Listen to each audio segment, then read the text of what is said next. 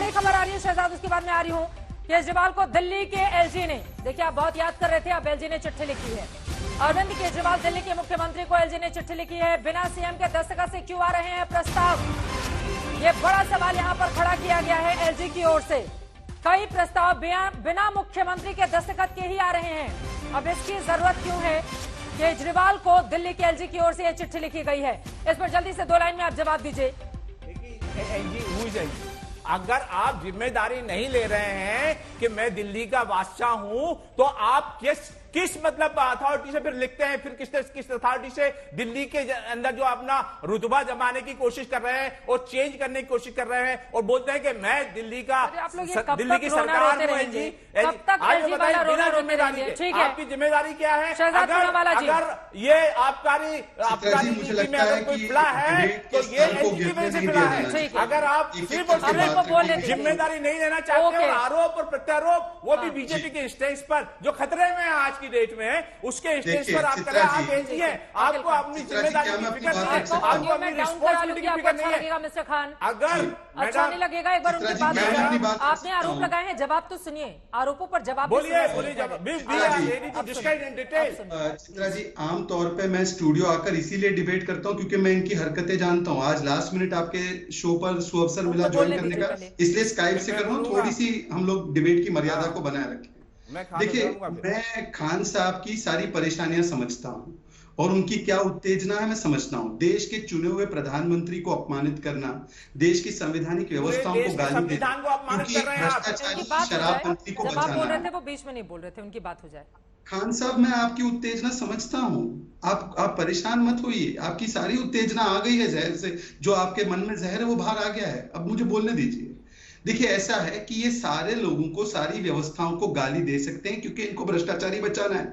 मेरे केवल 2 या 3 सवाल है। ये जो आज एलजी साहब ने पत्र लिखा है ना, यही चीज की गई।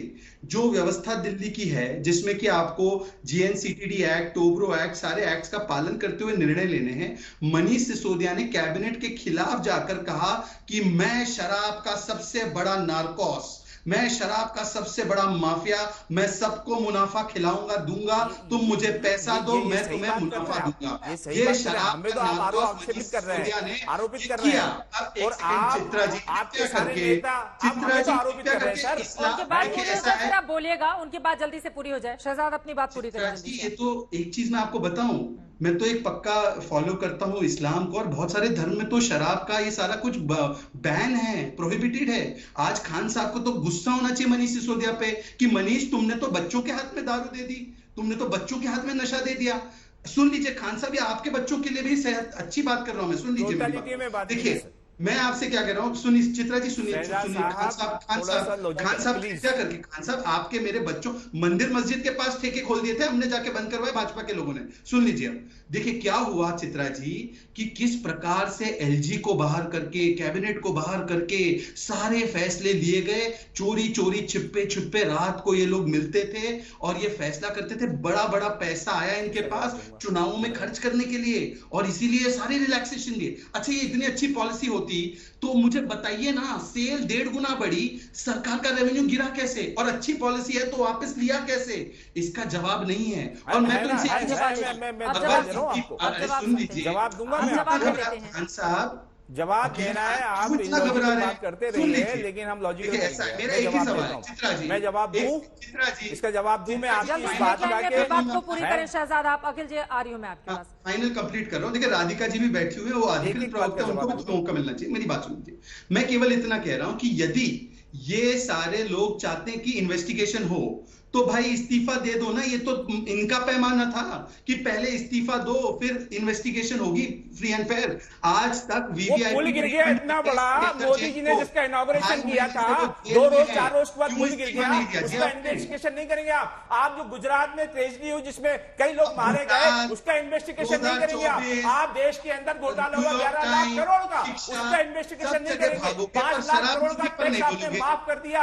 आपके लोगों को जो आपको चंदा देते हैं, हैं बॉन्ड के थ्रू, आप उसका इन्वेस्टिगेशन नहीं करेंगे, आप इसका इन्वेस्टिगेशन करेंगे जो एलजी ने अप्रूव की पॉलिसी, और एलजी का इन्वेस्टिगेशन करने की बजाय आप एक इनोसेंट बंदे को, एक ईमानदार बंदे का इन्वेस्टिगेशन करके उसकी सारी पॉलिसी, उसने जो दुनिया में नाम कमाया है, उसी रोज आप सीबीआई भेज रहे हैं। जिस रोज पूरे न्यूयॉर्क टाइम्स ने पूरी दुनिया में उनका परचम फैला, उस रोज आप जो है सीबीआई भेज करके क्या छोड़ना चाहते हैं? हमारे देश की इंसल्ट कर रहे हैं आप, हमारे देश के अंदर इतना बड़ा काम हो गया। एक सेकंड शहजादी, ये देश की इंसल्ट कैसे हो गई? एक सेकंड, ये देश की इंसल्ट कैसे हो गई? भ्रष्टाचार के गंभीर आरोप लगे हैं, देश की इंसल्ट कैसे हो गई मिस्टर खान? मैं बताऊं, मैं जल्दी से बताइए, ब्रेक पर जाना है मुझे, जल्दी से बताइए। आप मुझे 1 मिनट दीजिए।